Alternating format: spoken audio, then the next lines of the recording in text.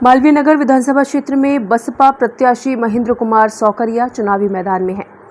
पिछले कई वर्षों से बसपा पार्टी में सक्रिय महेंद्र कुमार अंबेडकर नगर करतारपुरा निवासी हैं, जो LIC एजेंट के रूप में कार्यरत हैं। न्यूज़ प्लस राजस्थान ने विशेष बातचीत की महेंद्र कुमार सौकरिया से। नमस्कार, न्यूज़ प्लस राजस्थान में आपका हार्दिक स्वागत है।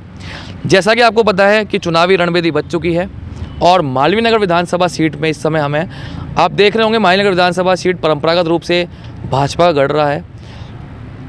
9वीं बार इस बार जो मैदान में है वो है कालीचरण सराफ, 9वीं बार टिकट लड़ा। उसके साथ में जो अर्चना शर्मा जी हैं वो भी तीसरी बार चुनाव लड़ रही हैं। इन सब के बीच एक नया चेहरा हमारे बीच में है जो बसपा से है, महेंद्र जी। हम बात करेंगे इनसे कैसे इनकी दावेदारी है, किस प्रकार का इनका विज़न है और चुनाव में क्या इनका समीकरण है। नमस्कार महेंद्र जी। नमस्कार जी। सर, हम देख रहे हैं बसपा के बिना सपोर्ट की सरकार बनती नहीं है, तो कहीं ना कहीं आप भी इस बार सोच रहे हैं मालवीय नगर विधानसभा क्षेत्र में अच्छा काम करें, अच्छी सीटें लाएं, हो सकता है आप जीत भी जाएं। क्या आपका विज़न रहने वाला है, किस प्रकार से आप चुनाव लड़ेंगे और क्या कहना है आप? इस बार मालवीय विधानसभा से मैं चुनाव लड़ रहा हूं बहुजन समाज पार्टी से, और बहुजन समाज पार्टी सर्व समाज की पार्टी है, सभी के हितों को ध्यान रखते हुए कार्य करती है। और हम चाहते हैं कि इस बार कांग्रेस और बीजेपी दोनों ही पार्टियों के उम्मीदवार आज भ्रष्टाचार में लिप्त हैं और उनके भ्रष्टाचार के कारण ही आज मालवीय नगर का विकास नहीं हो पा रहा है। उस विकास के लिए मैं युवा उम्मीदवार हूं और युवाओं के साथ टीम लेके इस विधानसभा के अंदर अपना विकास कार्य पूरा करूंगा। महेंद्र जी, आप अभी बता रहे हैं कि युवा उम्मीदवार हैं, सब है, लेकिन हमारी जनता जो जानना चाहती है कौन है महेंद्र, कहाँ से राजनीतिक करियर प्रारंभ हुआ, क्या छात्र राजनीति से आए, किस तरह से करियर रहा और महेंद्र जी का परिचय वो बताइए। सर, मैं यूनिवर्सिटी में जब प्रेसिडेंट के लिए कोई खड़ा होता था उनके साथ लगा रहता था। उसके बाद फिर मैं पार्टी के अंदर भी था और इसके बाद बहुजन समाज पार्टी में लगभग 2000 पहले कांग्रेस के भी लगभग सारे काम लगभग बूथ वगैरह में सारे काम करता था। उसके बाद फिर मैं पद रहा कांग्रेस में आपके पास? कांग्रेस में कोई पद नहीं लिया मैंने। मैं बूथ वगैरह के सारे काम संभालता था अपने जो विधानसभा क्षेत्र में आती थी उसके अंदर। और उसके बाद फिर मैंने बहुजन समाज पार्टी मैंने ज्वाइन की और लगभग 2012-13 से मैंने ज्वाइन कर रखी बहुजन समाज पार्टी। उसमें मालवीय विधानसभा प्रभारी रहा हूँ मैं। इसमें मैंने बहुत से लोगों को तैयार भी किया था विधानसभा के अंदर और बहुत सी टीम है अपनी। बहुत सी टीम है, 2012-13 से आप लगातार एक्टिव हैं, तो शायद 13 टिकट मांगा होगा आपने बहुजन समाज में, 18 ही मांगा होगा, ऐसा कुछ था? नहीं, उस समय मैंने टिकट नहीं मांगा और मैंने और उम्मीदवारों को ही टिकट दिलवाई थी, लेकिन उस समय प्रयास अलग थे। लेकिन इस बार मैंने खुद ने ही अपना बेड़ा उठाया है कि युवाओं को साथ लेकर इस कार्यक्रम को पूरा किया जाए कि लोगों में जो युवाओं को लेकर जो काम नहीं हो पाते, महिलाओं की सुरक्षा और भी चीज़ों को जो रह जाती है बातें, उन सबको पूरा करेंगे हम। हमने देखा यहाँ पर SC वोटर की कई कॉलोनीज़ हैं जहाँ पे SC वोटर्स काफ़ी तादाद में, तो इस बार जो आप चुनाव का समीकरण लेकर चल रहे हैं, क्या वो SC वोटर्स के लिए है या फिर क्या कॉम्बिनेशन रहेगा चुनाव में आप? सर, ये हमारे मालवीय विधानसभा वैसे तो SC बाहुल्य क्षेत्र है, लेकिन फिर भी मैं कहूँ आपको BSP बहुजन समाज पार्टी सर्व समाज की पार्टी है। और कितने वोट हैं SC के लगभग? लगभग यहाँ पे 60,000 वोटर SC हैं और बाकी OBC और जनरल सभी के वोट हैं। कितनी कॉलोनियों में हैं SC के वोटर्स, ये पता है कॉलोनी? पूरा महेश नगर और इसके अलावा देखें तो अपन टॉफाटक पे काफ़ी है और अपने जालान डूंगरी है, मालवीय नगर में है, सभी जगह लगभग मिक्स है, लेकिन 60,000 वोटर अपने SC के इस बार।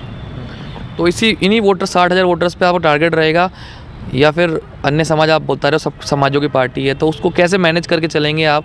क्योंकि जो टैग लगा हुआ है वो बसपा पे यही है कि अधिकांश SC वोटर्स को जोड़ने की प्रयास करते हैं, SC वोटर साथ रहते हैं, तो और भी वोटर साथ। सर, ये कहना गलत हुआ कि बहुजन समाज पार्टी SC की पार्टी है। आज भी बहुजन समाज पार्टी में अन्य समाज वालों ने टिकट के लिए प्रयास किया तो बहुजन समाज पार्टी ने दिया है।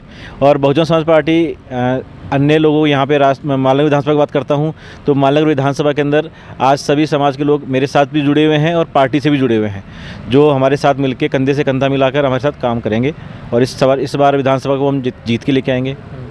हम देखते हैं कि आप शायद बचपन आप पैदा भी यहीं हुए थे और इसी विधानसभा के निवासी हैं। हाँ जी। तो यहाँ की समस्याओं को बेहतर तरह से जानते होंगे, किन समस्याओं को लेकर लोगों की बातें उठाएंगे, क्या मुद्दे रहेंगे इस बार? सर, सबसे बड़ी बात तो नियमन, जो हमारी जो बस्तियाँ हैं, कॉलोनियाँ हैं कई जिनमें नियमन नहीं हुआ है, उनमें हम नियमन का कार्य पूरा करवाएंगे। उनका सर्वे करवाएंगे। 2007 से कोई सर्वे नहीं हुए थे कॉलोनियों के अंदर, कुछ लोग जुड़े हैं, कुछ कम हुए, जो भी हुआ है वो सारा सर्वे करवा के उसको कंप्लीट करवाएंगे। पहला तो सबसे बड़ा यही कारण रहेगा। दूसरा, जो सुरक्षा को लेकर जो सारे कार्य रहते हैं यहाँ पे कि आजकल जो सबसे ज़्यादा चल रहा है कि बाइक चोरी, मोबाइल चोरी और भी कई क्षेत्र जो भी कार्य रहते हैं उनको पूरा करवाएंगे हम लोग। लगता है कि इस बार जीत की दहलीज पे पहली बार कोई बसपा का प्रत्याशी माहीनगर विधानसभा से छड़ पाएगा, या लगता है आप जीतने के करीब हैं इस बार? श्योर, हम इस मामले में श्योर हैं कि इस बार विधानसभा जीत के लाएंगे हम। इतनी श्योरिटी तो कांग्रेस प्रत्याशी को और भाजपा प्रत्याशी को भी नहीं है, आप तो एक सेकंड में वन शॉट बोल दिया श्योर है। किस तरह श्योर है?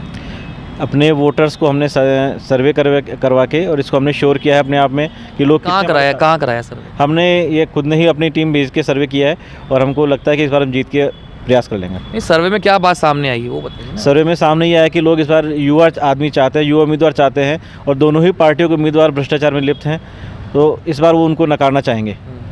कैंपेनिंग का तरीका किस, क्योंकि चुनाव तो 25 को ही है, कैंपेनिंग का तरीका क्या रह रहा है, किस तरह से लोगों से कनेक्ट कर पा रहे हैं आप, किन लोगों से मिल रहे हैं अभी इस समय, वो बताइए। ये तो पर्सनली मेरी खुद की टीम भी है और इसके अलावा और बहुत सी जो मेरे साथ हैं, जिनके अलावा अन्य टीम मैंने बना रखी है, उन टीमों को लेकर अलग अलग क्षेत्र में अलग अलग काम कर रहे हैं हम लोग और टीमों को अलग अलग क्षेत्र में हमने भेज दिया है कि जो अपना, हम तो अपनी तरफ से प्रयास करेंगे लेकिन वो लोग भी अपनी अपनी टीम में लगे रहेंगे और प्रयास करके उन लोगों को हमारे साथ जोड़ने का प्रयास करेंगे और इस बार जीत के लिए प्रयास ये रहेगा हमारा।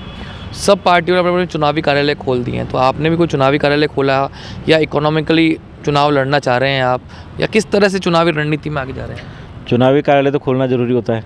चुनाव के लिए चुनाव कार्यालय खोल लिया हमने महेश नगर में और इसके अलावा अन्य हम जालन डूंगरी में एक दूसरा कार्यालय और खोलेंगे और ज़्यादातर हमारा काम रहेगा मालवीय नगर विधानसभा के जो जनता है उसके रूबरू होना, तो हम रूबरू होके और इस कार्य को पूरा करेंगे।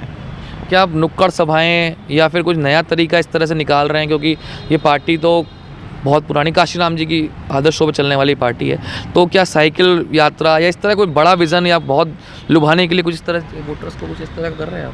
हम नुक्कड़ सभा और इसके अलावा हम लोगों से 1 to 1 मिलके अपनी कॉलोनी, अपनी बस्तियों में सब में लोगों से मिलके और उनकी समस्याओं को और सुनेंगे, जो उनकी समस्या और भी कोई होंगी उनको सुन के उनको दूर करने के लिए प्रयास करेंगे। हम देखते हैं कि शिक्षा ही महत्वपूर्ण फैक्टर होता है, तो महेंद्र जी की शिक्षा कहाँ तक है, किस तरह से आपने शिक्षा ग्रहण करी और क्या लगता है जो अपने मायने विधानसभा में स्कूल्स है वो डेवलप है, या कुछ ऐसा मुद्दा जो शिक्षा को लेकर हो वो आप करना चाहें? सर, मैंने MA तक पढ़ाई की है और मैं चाहूँगा कि शिक्षा ही सबसे बड़ा द्वार है आगे बढ़ने का। शिक्षा से ही आगे लोग समझ पाते हैं कि मेरा अच्छा बुरा, भला बुरा क्या भी जो भी है वो शिक्षा से ही समझ पाता है। कहा है शिक्षा शेरनी का दूध है, जो पिएगा दहाड़ेगा। तो आज शिक्षा से ही मेरी आज MA की मैंने शिक्षा की, उसका राजनीतिक में भी कुछ रहा मैं, तो वो सब मेरा शिक्षा से ही रहा है। आपके परिवार में और कोई राजनीति में रहा, कोई बैकग्राउंड ऐसा रहा, या फिर आपने कभी चुनाव में हाथ आजमाया इससे पहले कभी? नहीं सर, इससे पहले मैंने पार्षद उम्मीदवारी की थी, निर्दलीय उम्मीदवार रहा था और जिसमें मेरे लगभग 728 करीब वोट है, वार्ड 145 से, जो जयपुर हेरिटेज 2020 में? हाँ जी, 2020 में। फिर क्या रहा उसमें? सर, उसमें तीसरे नंबर पे रहा था और 728 वोट करीब मेरे आए थे, जिसमें लोगों ने काफ़ी सपोर्ट किया और बहुत अच्छी जनसभाएँ वगैरह, रैली वगैरह सब बढ़िया की थी मैंने उसके अंदर। और फैमिली से और कोई है? फैमिली से कोई राजनीतिक करियर में नहीं है सर। तो आपका जो व्यवसाय है या नौकरी करते हैं या क्या, मतलब उस तरह से आप क्या मैनेजर राजनीति में ही फुल टाइम है? नहीं सर, मैं इसके अलावा LIC एजेंट भी हूँ और कुछ मेरा पहले पैकर्स मोड्स का बिज़नेस था, तो काम तो अपने कर रहे हैं। काम के अलावा जो समय निकलता है उसमें राजनीति के आगे बढ़ने के लिए दे रहा हूँ सर। आपने बोला कि काम में व्यस्तता रहती हो, समाज सेवा के लिए समय कब निकाल पाएंगे आप, और किस तरह से समाज सेवा को लेकर आगे बढ़ रहे हैं अब आप? सर, समाज सेवा के लिए सर पहले भी मैं कॉलोनी में लगा रहा था, इसीलिए मैंने निकाय चुनाव में मैंने हिस्सेदारी की थी, क्योंकि लगभग 2004-5-6 से लगभग मैं शुरू से बचपन लगभग 12th क्लास पास से ही मैं कॉलोनी के विकास के कार्य करता रहता था। तो आज इसी बेस पर कॉलोनी वालों ने मुझे समर्थन करके और अच्छे वोट दिए थे लोग। इस बार भी आपको लोगों ने कहा कि चुनाव लड़ना है आपको महेंद्र जी, और इसलिए उन जनता के प्रेम के कारण ही आप चुनावी मैदान में? सर, वो जनता का, पिछली बार भी वही जनता का प्रेम था और इस बार जनता का प्रेम ही है और जनता चाहती है इस बार युवा उम्मीदवार, युवा सोच देश को आगे बढ़ाने के लिए, और वोट बैंक अपने साथ में इस बार।